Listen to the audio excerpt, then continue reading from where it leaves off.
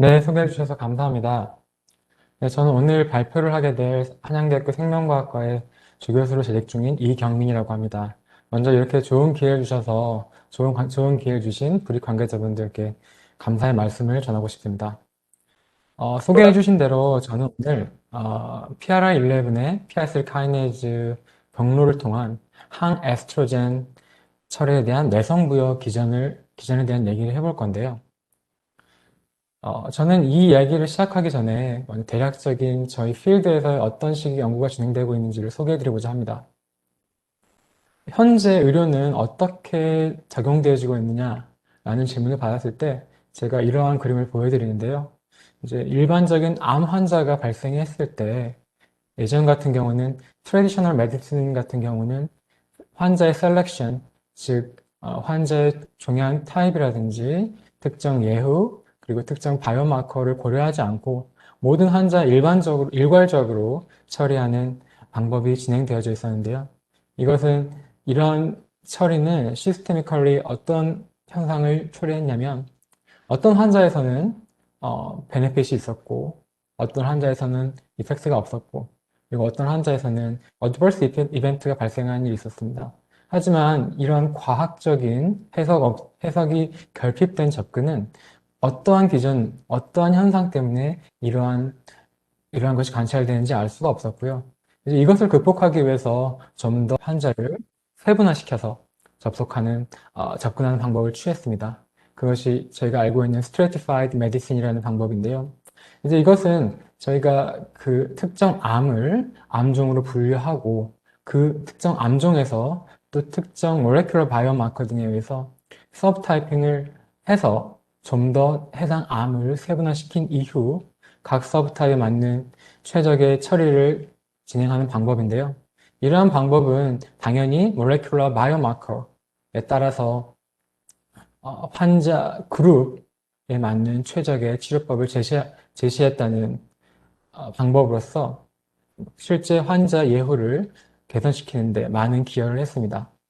그렇다면 현재 의료는 어떨 것인가 라는 질문에 많은 연구자들 그리고 의료계 종사자들이 프리시전 메디슨이라는 말을 많이 쓰는데요. 이것은 말 그대로 정밀 치료라는 방법으로서 이제 엄청난 과학 진보로 인해서 저희는 예전에 볼 수 없었던 다양한 바이오 마커들을 볼 수 있게 되었고 이제 환자 개개인 간의 변이 예를 들어서 저희가 알고 있는 genetic mutation 혹은 copy number aberration 같은 이러한 다른 인포메이션들을 기반으로 해서 환자 맞춤형 치료를 제시하고자 하는 방향으로 현재 의료의 패러다임은 바뀌고 있습니다.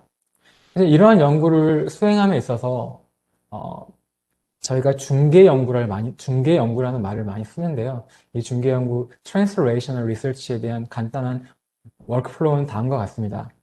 일반적으로 이 중개 연구라는 것은 이 임상과 기초 연구를 이어주는 일종의 교각 역할을 한다고 알려져 있는데요. 클리니컬 니즈에서 보통 시작을 하게 되는데 예를 들어서 임상 조건에서 그 환자가 특정 약제로부터 베네핏이 있느냐 없느냐를 통해서 환자를 나눌 수 있고요. 베네핏이 있는 경우 어떠한 환자의 어떠한 바이오마커들 때문에 이러한 베네핏이 야기되는지 판단을 하고 그 마커들을 저희는 프레딕티브 바이오마커라고 부르고 연구를 진행을 합니다. 반대의 경우 베네핏이 베네핏을 보이지 않는 환자의 경우 저희는 그 환자가 일종의 약에 대한 내성을 지니고 있다고 생각을 하고요. 그런 경우 그 내성과 관련 있는 바이오마커들을 찾게 되는데 이러한 바이오마커들을 저희는 프로그노스틱 바이오마커라고 하고 이후에 이런 바이오마커 발굴 이후에 저희는 과학적으로 이 바이오마커가 어떠한 기전을 통해서 해당 현상과 관련되어지는지 연구를 하고 이것을 기반으로 극복 방안들을 다시 임상 쪽에 제시하는 이러한 사이클을 통해서 저희는 트랜스레이셔널 리서치를 진행하고 있습니다. 그리고 저는 제가 연구하고 있는 브레스트 캔서라는 유방암에 대해서 간략히 소개해드리고 싶은데요. 한국에서 작년에 약 2만 5천 명의 유방암 환자가 발생했을 거라고 예측이 되고 있고요. 그리고 신장암, 췌장암과 더불어 1999년 이후로 한국에서 꾸준히 그 환자 수가 증가 추세에 있다고 알려져 있습니다. 그리고 전체적으로 봤을 때 여성에 있어서 두 번째로 높은 사망의 원인으로 꼽히고 있습니다. 유방암은 비교적 다른 암에 비해서 연구가 잘 되어 있는 암 중 하나인데요.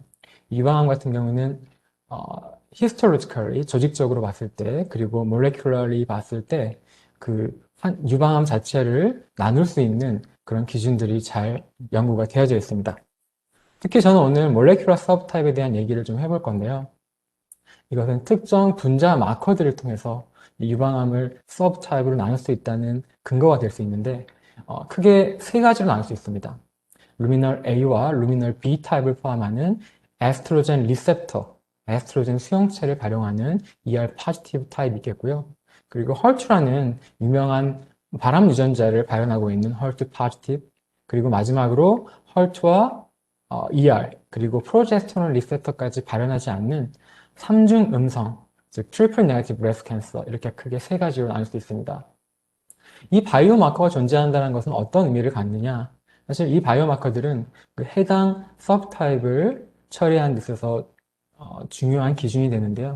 이러한 유명한 발암 유전자들, 에스트로겐 리셉터, 그리고 헐투 같은 몰레큘들을 타겟으로 하는 테라피우스가 이 해당 서브타입을 치료하는 스탠다드 오브 케어로 잘 사용되고 있습니다.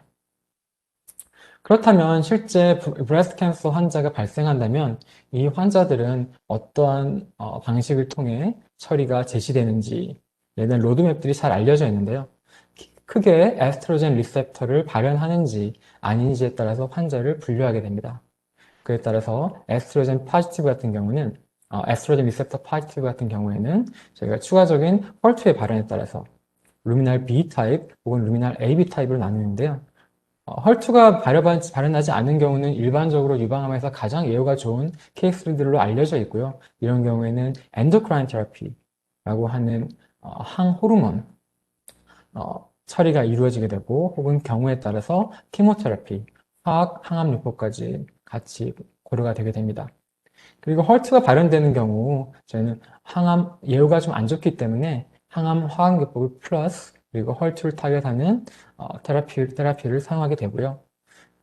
에스트로겐 리셉터가 네거티브인 경우는 마찬가지로 헐투 포지티브냐 아니냐에 따라 나눌 수 있는데 헐투가 양성인 경우에 저희는 테라피와 헐투 테라피가 컨비네이션 된 방법을 사용하고 있고 트리플 네거티브 브레스트 캔서 같은 경우에는 조직에 따라 좀 다르긴 하지만 저희가 일반적으로 키모테라피를 전제로 한 처리가 이루어지고 있습니다. 하지만 최근에 트랜스레이션 리서치 그리고 프레시전 메디슨 같은 그쪽 해당 분야의 기술이 발전하면서 브라카 여러분이 잘 아시는 유방암과 관련된 혹은 오바리언 캔서와 관련된 유전자인 브라카의 뮤테이션이 존재하는 케이스 같은 경우 팔프 이니비터의 사용이 최근에 승인이 되었고요.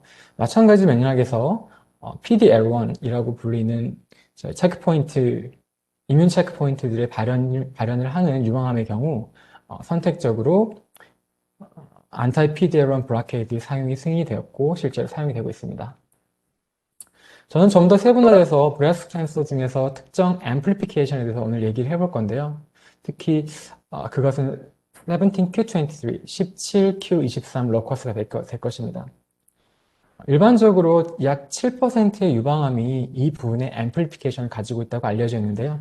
이 부분의 앰플리피케이션은 보통 루미날 B 서브타입에서 찾아지는 경우가 많고 그리고 일반적으로 높은 암의 그레이드와 관련되어지며 또 이 17q23 앰플리피케이션을 가지고 있는 브레스트 캔서는 높은 지노믹 인스테빌리티를 가지고 있다고 알려져 있습니다. 최근에 한 보고에서 이 부분에 대해서 좀 더 세분화된 연구가 이루어져 있는데요. 그래서 이 논문은 이 17q23 amplification이 높은 재발의 가능성과 관련 있는 로커스 중 하나라고 보고를 했습니다. 그래서 그 논문을 좀 더 자세히 들여보면 특히 7q23 로커스 중에서 해당 부분에 존재하는 이 유전자들의 높은 발현이 실제 이 로커스 관련된 나쁜 예후와 보다 더 유의미하게 관련되어져 있다는 보고를 하였습니다.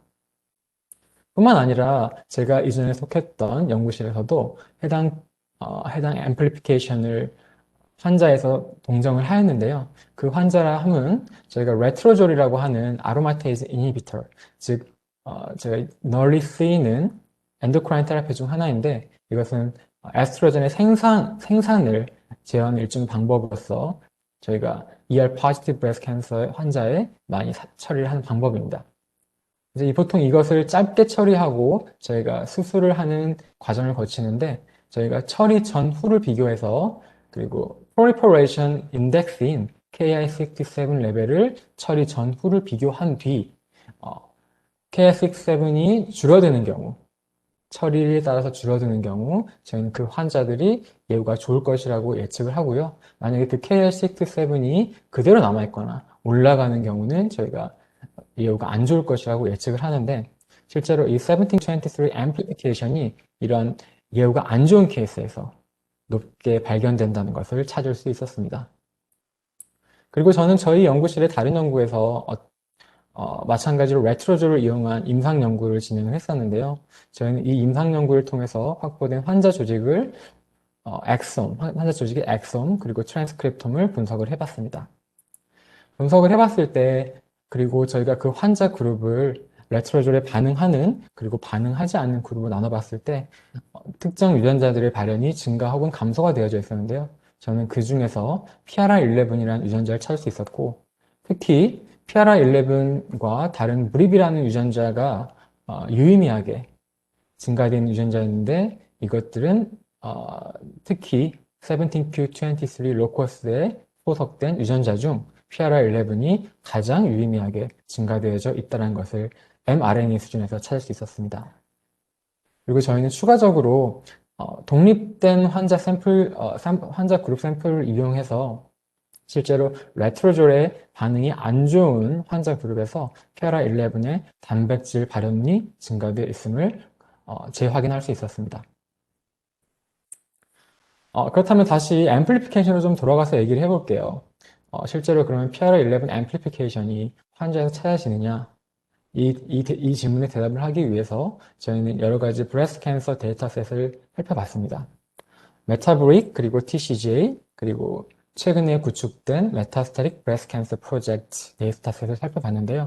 흥미롭게도 PRR11의 카피 넘버는 저희가 아까 말씀드렸다시피 약 8% 혹은 9% 정도로 프라이머리 튜머 데이터셋에서 찾을 수 있었는데 흥미로웠던 점은 메타스타틱 브레스트 캔서 그러니까 전이성 유방암 조직에서는 좀 더 높은 비율로 PRR11 앰플리피케이션이 찾아질 수 있었습니다. 뿐만 아니라 메타브릭 데이터셋에서 환자들은 호르몬 테라피가 처리된 환자를 따로 셀렉션을 할 수가 있는데 이 환자들만 가지고 봤을 때 실제 PRR11의 지네틱 앰플리피케이션 혹은 게인이 환자의 나쁜 예후랑 관련이 있음을 확인할 수 있었고 그리고 MBC 프로젝트로 돌아가서 일반적으로 여러 가지 다양한 뮤테이션들이 환자에서 찾아지는데 만약 그 다른 뮤테이션들이 한 가지 현상의 병목 현상으로 연결되어 있다면 예를 들어서 다양한 유전자들이 하나의 한 드럭의 내성을 보이는 그런 비슷한 피노타입을 유발한다면 그 해당 유전자의 돌연변이들은 mutually exclusive 된 상태를 띈다고 알려져 있는데요.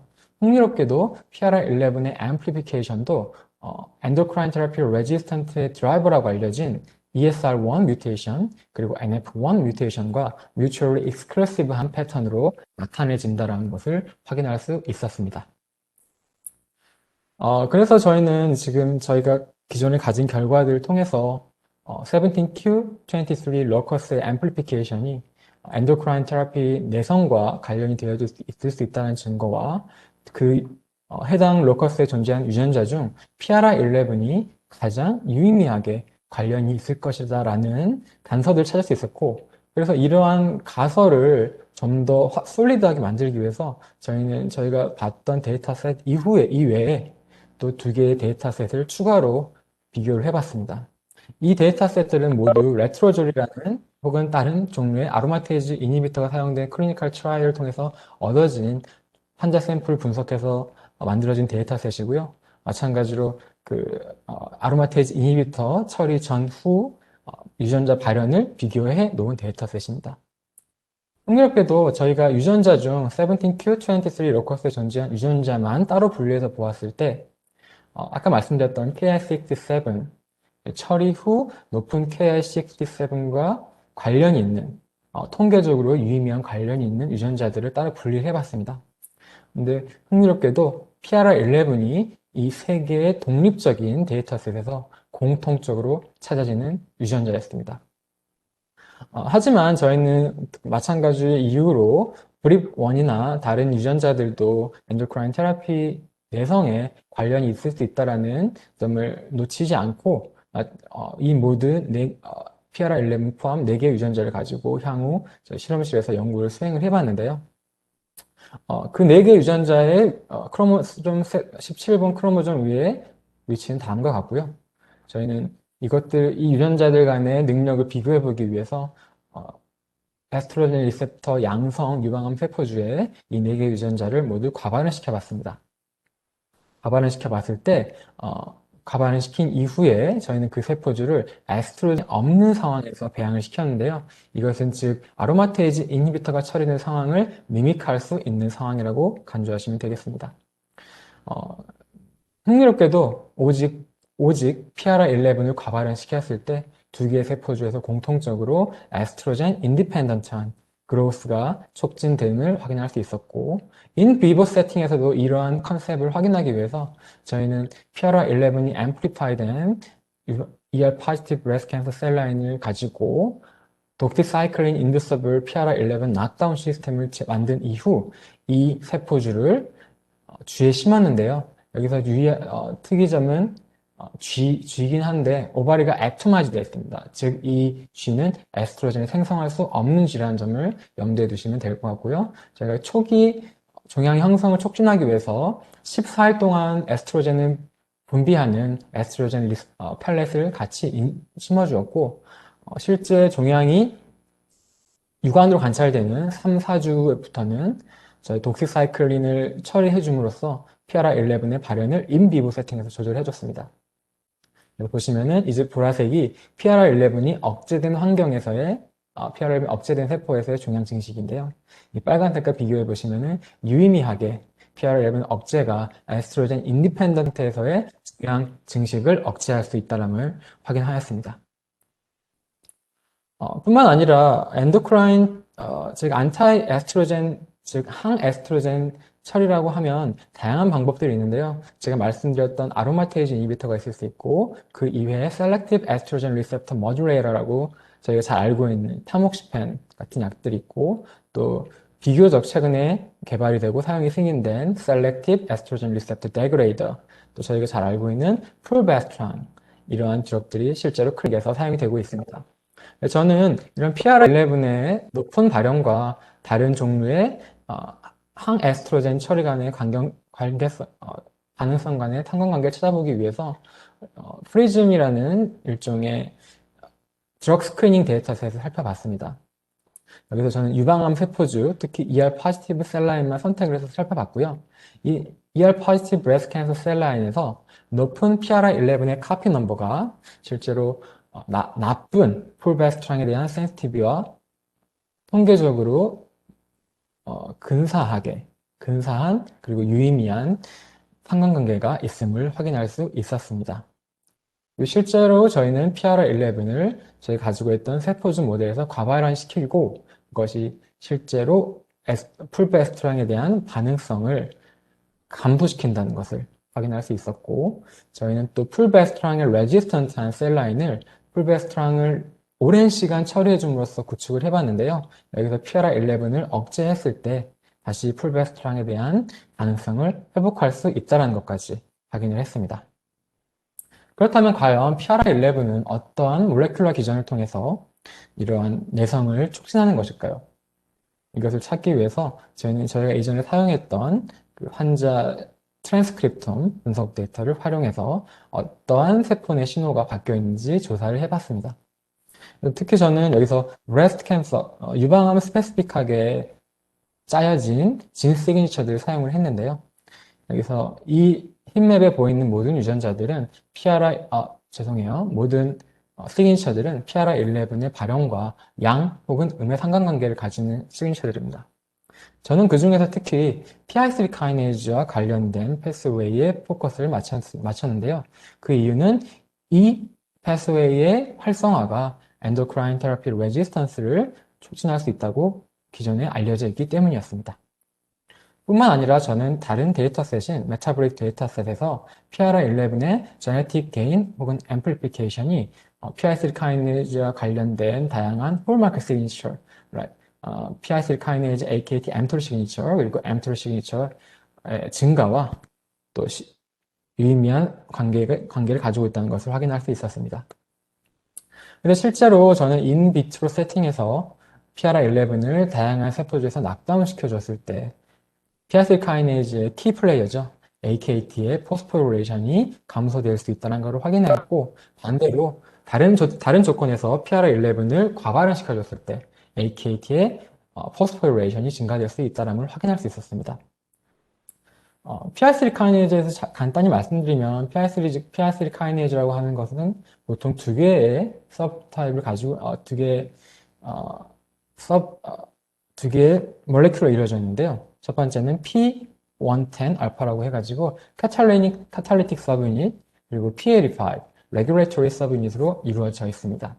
보통 외부에 그로스 팩터 같은 시그널이 들어오면 IRS1이라고 불리우는 인슐린 리셉터 서브스트레이트라는 것, 아답터가 이 인슐린 리셉터, IGF 리셉터에 달라붙어서 이 헤테로다이머가 달라붙게 되고 이것은 막에 존재하는 PIP3를 포스파티딜 이너시털 포스파테이트 2를 마찬가지 PIP3로 변환시켜서 이것은 AKT라는 것을 활성화시키는데요. 이것은 AKT는 pH 도메인을 가지고 있고 이것이 PIP3에 달라붙어서 AKT가 활성화되는 이러한 기전을 통해서 진행이 되는데 저희가 PRR11이 AKT를 조절하는 기전이 다른 인다이렉트한 메커니즘인지 혹은 PIP3의 생산을 증가시켜서 나타난 현상인지 확인하기 위해서 이 부분을 자세히 관찰할 수 있는 라이브 센싱 시스템을 이용해서 확인을 해봤습니다.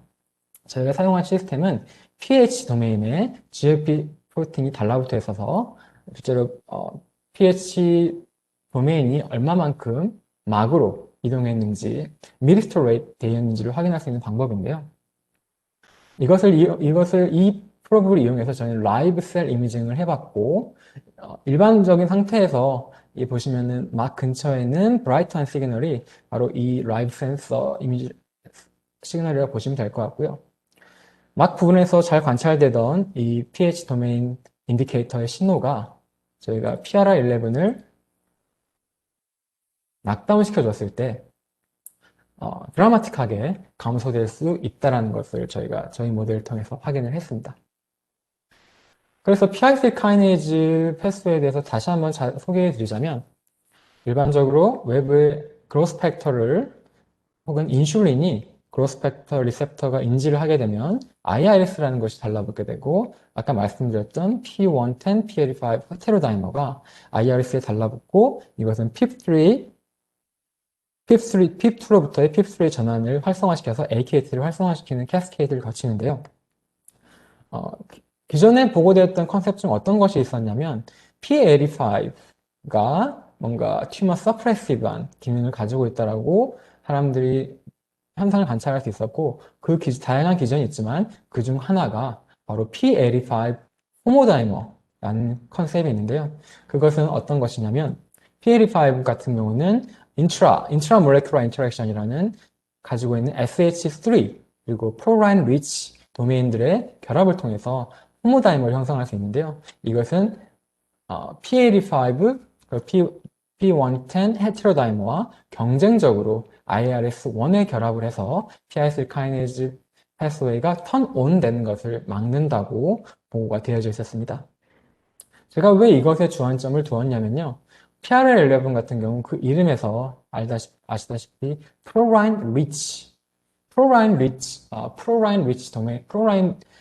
리치 도메인을 가지고 있는데요. 이 부분이 저는 혹시 P85 SH3 도메인과 결합해서 P85 호모다이머 형성을 저해하지 않을까 하는 가설을 세워봤습니다. 그래서 이것을 증명하기 위해서 저는 다양한 바이오케미컬 어세이들을 사용을 했는데요. 첫 번째는 처음으로는 PA5와 PRR11 단백질 간의 결합을 확인하기 위해서 IP immunoprecipitation 이외에 proximity ligation assay라는 걸 사용을 했고요. 여기서 저희는 PRR11과 PA5가 피지컬리 결합하고 있다는 것을 확인할 수 있었고, 그리고 실제로 PRR11이 이 P85 호모다이머에 영향을 미치는지 확인하기 위해서 저희는 P85인데 두 개의 다른 태그이 되어져 있는, 하나는 HA, 하나는 PREG 되어져 있는 두 개의 컨스트럭트를 코-트랜스펙션 시켜주는 모델을 만들어서 실험을 진행해 봤고요. 여기서 PRR11을 억제시켜줬을 때 실제로 P85 호모다이머 형성, 여기서는 이뮤노프레시피션 된 HA와 프렉 시그널을 보시면 될 것 같은데요. PRR11의 발현 감소와 반대 패턴으로 이 호모다이머 형성이 증가되는 것을 확인할 수 있었습니다. 그리고 많이들 사용하시는 방법들이 이제 ligand induced activation을 보시는데, 이제 아까 말씀드렸던 인슐린 혹은 인슐린 like growth factor 같은 것들이 PI3 카이네이즈의 대표적인 라이간드로 알려져 있는데요. 이것들이 왔을 때 PLE5, P110 알파 헤테로다이머가 분 캐스케이드로부터 시작을 하는데, 만약에 여기서 PRR11을 없애줘 봤을 때 어떤 현상이 관측되는지를 살펴봤습니다. 그래서 PRR11을 감소시켜줘 봤더니 실제로 IRS1과 P110 알파의 결합이 감소되는 걸 확인을 하였고, 이것을 통해 간접적으로 PRR11이 이 캐스케이드에 영향을 미친다는 것을 확인을 하였습니다. 그리고 마지막으로는 PRR11이 가지고 있는 프로라인 리치 도메인의 펑셔널 롤을 확인하기 위해서 저희는 프로라인 리치 도메인을 제거한 PRR11 뮤턴트를 제작을 했고요. 이 뮤턴트를 봤을 때 P85와 결합하는 능력이 현저히 감소된다는 것을 확인을 하여 프로라인 리치 도메인 메디에이티드 메커니즘이라는 것을 확인할 수 있었습니다. 그렇다면 이제 저희가 보통 저희 트랜스레이셔널 리서치라고 하는 것은 궁극적으로 환자에 어떠한 의미를 줄 수 있을 것인지에 대한 그런 테이크홈 메시지가 아주 중요한데요. 제가 찾았던 PI3 카이네즈를 매개로 한 PRR11의 기능이라는 것을 전제로 생각을 해봤을 때, 아마도 PRR11의 높은 발현 혹은 유전적 증폭은 PI3 카이네즈에 대한 높은 의존성과 관련이 있을 거다라는 생각을 하게 되었습니다. 그래서 저는 마찬가지로 퍼블릭 데이터셋인 여러 것들을 살펴보았는데요. 첫 번째는 RNA-i 스크리닝 데이터셋이라고 해가지고 일반적으로 다양한 유전자에 대한 의존성을, 즉 특정 유전자에 얼마만큼 그 캔서셀 증식이 높은 의존성을 보이는지 확인할 수 있는 데이터셋인데요. 여기서 비교를 해봤을 때 PRR11의 카피 넘버가 많은 세포주일수록 보다 PIK3CA에 의존적이라는 것. PIK3CA 같은 경우는 P110 서브유닛을 코딩하는 유전자가 되겠습니다.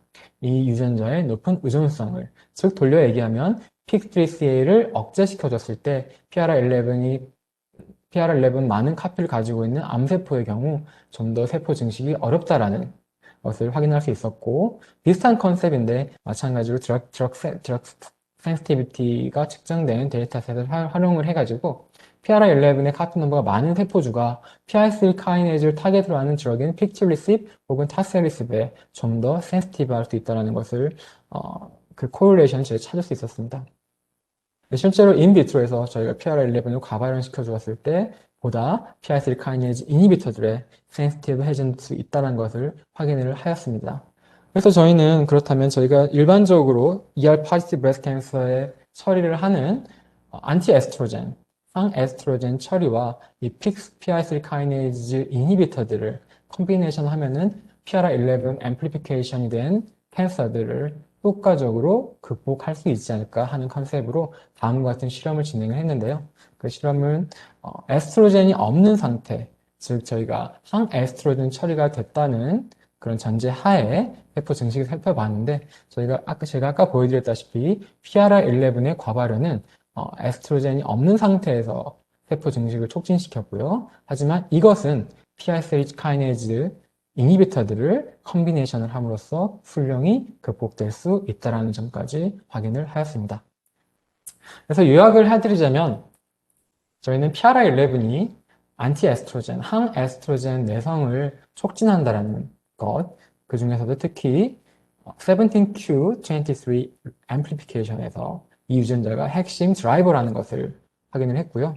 그리고 기전적인 측면에서 봤을 때는 PRI11의 과발현이 PAD5 호모다이머리제이션을 억제함으로써 라이간 인듀스드 PI3 카이네이즈 시그널링 액티베이션을 조절한다는 것을 확인을 하였습니다. 그리고 트랜스레이셔널 퍼스펙티브를 봤을 때는 PRI11이 높은 유방암 같은 경우 PIK3CA, 즉 PA110에 매우 의존적이라는 것을 찾을 수 있었고, 같은 맥락에서 이러한 유방암들은 PI3 카이네이즈 이니비터에 매우 센시티브 할 것이다라는 연구 결과까지 제시를 하였고, 현재 하고 있는 일은 실제로 클리니컬 세팅, 즉 환자에서도 PRI11 앰플리피케이션이 PI3 카이네이즈의 높은 반응성을 예측할 수 있는 프레딕티브 바이오마커로서의 의미가 있는지 없는지를 조사하는 일을 진행하고 있습니다.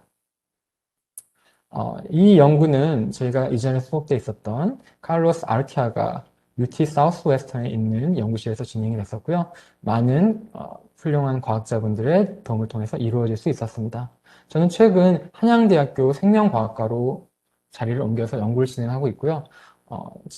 많은 비슷한 연구를 현재 진행하고 있습니다. 해당 분야에 관심이 있는 연구자분들이나 학생분들 있으면 저에게 연락을 주시면 대단히 감사하겠습니다. 그럼 경청해 주셔서 감사합니다.